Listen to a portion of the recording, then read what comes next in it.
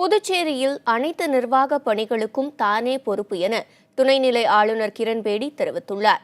புதுச்சேரியில் முதலமைச்சர் நாராயணசாமி ஆளுநர் கிரண்பேடி இடையே கருத்து வேறுபாடுகள் நிலவி வந்த நிலையில் ஆளுநர் கடிதம் எழுதியிருப்பது முக்கியத்துவம் பெறுகிறது. புதுச்சேரி மக்களுக்கு இனி மாதந்தோறும் கடிதம் எழுத உள்ளதாக கூறியுள்ளார். ஆளுநர் மாளிகை வெறும் தபால் நிலையமாக செயல்படாது என்று துணைநிலை ஆளுநர் தெரிவித்துள்ளார்.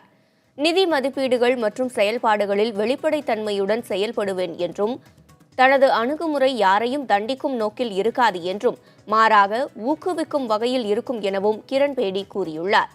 புதுச்சேரியில் சட்டத்தின் ஆட்சியை அச்சமின்றி யாருக்கும் சாதகமின்றி அமல்படுத்துவேன் என்றும் ஒற்றுமையை தழைத்தோங்க செய்வது தனது கடமை என்றும் கிரண்பேடி கூறியுள்ளார்.